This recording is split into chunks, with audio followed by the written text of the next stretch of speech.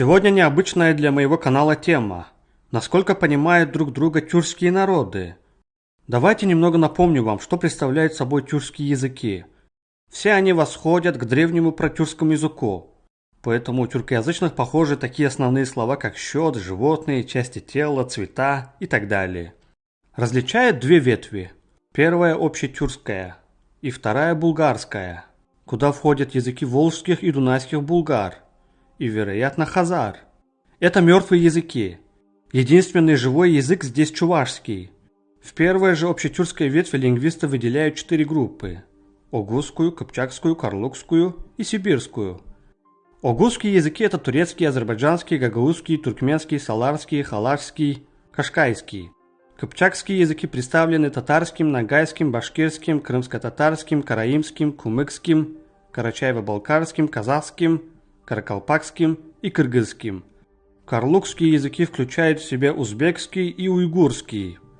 Взаимопонимаемость внутри этих групп высокая. Да и в общем все эти 3 группы довольно хорошо понимают друг друга. С 4-й сибирской группой дело обстоит иначе.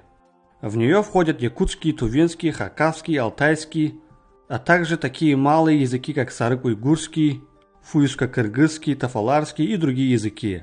Там заметны различия в культуре и религии. Эти народы не мусульманские, хотя с другой стороны гагаузы и караимы тоже ими не являются.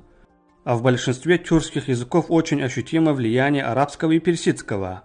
В сибирских же языках довольно много монгольских слов, так что большинство тюркоязычных понимают, например, в якутском и тувинском языках только отдельные базовые слова, но не больше. Но все же самый непонятный язык для всех – это чувашский. Впрочем, довольно о серой теории. Приступим к ролику.